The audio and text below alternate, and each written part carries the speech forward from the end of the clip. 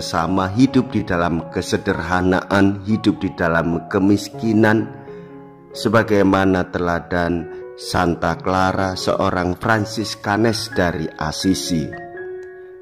Saudara-saudariku yang terkasih, hidup kita ini di dunia ini bekerja untuk Allah, bekerja untuk sesama.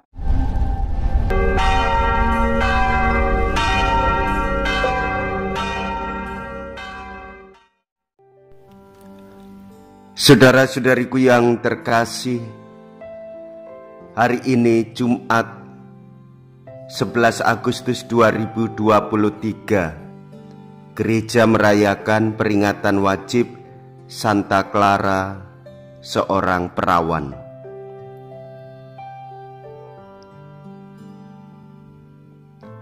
Dalam nama Bapa dan Putra dan Roh Kudus. Amin.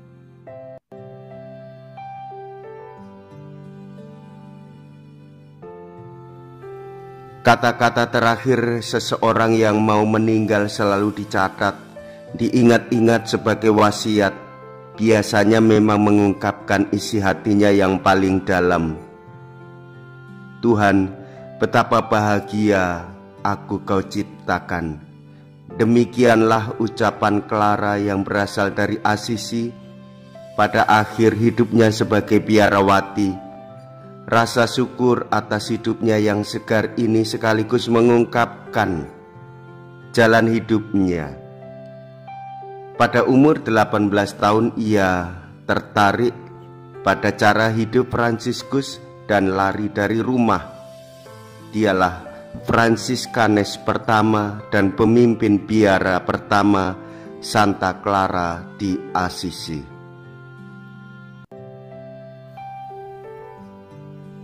Setiap orang akan dibalas setimpal dengan perbuatannya. Mea culpa, mea culpa, mea maxima culpa. Marilah kita berdoa. Intensi doa kita pada pagi hari ini untuk arwah Bapak Uskup Monsinyur Vincentius Sutikno Wisaksono. Semoga arwahnya diterima oleh Allah Bapa di surga dan hidup bersama dengan para kudusnya di dalam keabadian.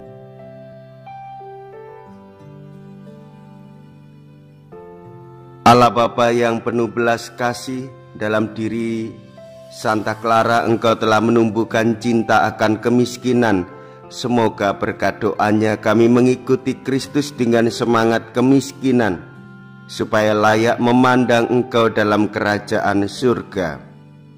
Dengan pengantaraan Yesus Kristus Putra-Mu Tuhan kami, yang hidup dan berkuasa bersama dengan Dikau dalam persatuan Roh Kudus, Allah sepanjang segala masa. Amin. Tuhan bersamamu dan bersama rohmu. Inilah Injil suci menurut Matius. Dimuliakanlah Tuhan. Matius bab 16 ayat 24 sampai dengan ayat 28.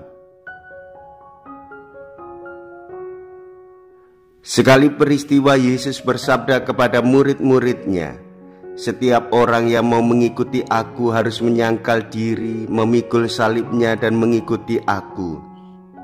Karena barang siapa mau menyelamatkan nyawanya akan kehilangan nyawanya. Tetapi barang siapa kehilangan nyawanya karena aku, ia akan memperolehnya. Apa gunanya bagi seseorang jika ia memperoleh seluruh dunia tetapi kehilangan nyawanya? Apakah yang dapat diberikannya sebagai ganti nyawanya? Sebab anak manusia akan datang dalam kemuliaan Bapanya, diiringi malaikat-malaikatnya. Pada waktu itu, ia akan membalas setiap orang setimpal dengan perbuatannya. Aku berkata kepadamu, sungguh di antara orang-orang yang hadir di sini ada yang tidak akan mati sebelum mereka melihat Anak Manusia datang sebagai Raja dalam kerajaannya.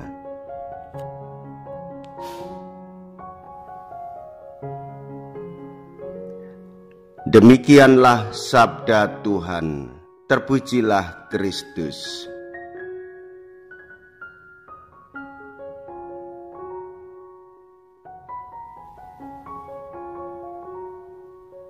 Saudara-saudariku yang terkasih, Tuhan Yesus bersabda, apa gunanya kita memperoleh seluruh dunia tetapi kehilangan nyawanya? Sabda Tuhan ini hendak mendesakkan kepada kita semua untuk selalu mewaspadai, berjaga-jaga, sekaligus menyandarkan diri pada kehendak Tuhan sendiri. Ialah sumber kedamaian kita, dialah sumber keadilan hidup kita, dialah sang kebenaran yang membawa kita untuk menuju keabadian. Tuhan Yesus sendiri mengingatkan kita, menyadarkan kita supaya kita membawa kebahagiaan kekal itu di dunia ini, meskipun kita hanya mencicipi hidup di dalam sukacita bersama dengan Tuhan, memikul salibnya dalam partisipasi, menanggung penderitaan kita di dunia ini, namun lebih terarah pada kehidupan sesama, hidup di dalam kesederhanaan, hidup di dalam kemiskinan, sebagaimana teladan Santa Clara, seorang Fransiskanes dari Assisi. Saudara-saudariku yang terkasih, hidup kita ini di dunia ini bekerja untuk Allah, bekerja untuk sesama, sekaligus bagaimana kita memberikan rasa nyaman, terang kehidupan, sekaligus membawa kebahagiaan bagi orang lain. Kesederhanaan kita akan memancarkan kerajaan Allah di dalam kehidupan bersama. Kemiskinan kita, hidup lepas bebas tanpa ikatan dengan dunia ini, tetapi kita mengikatkan diri pada kehendak Tuhan, kasih Tuhan, damai Tuhan, dan kita membawa itu di dalam persekutuan dengan sesama. Itulah yang menjadi semangat hidup Kristiani, sederhana dan terbuka, dengan semangat kemiskinan, supaya orang lain menerima kebahagiaan yang bersumber dari Tuhan dan kedamaian bagi semua orang.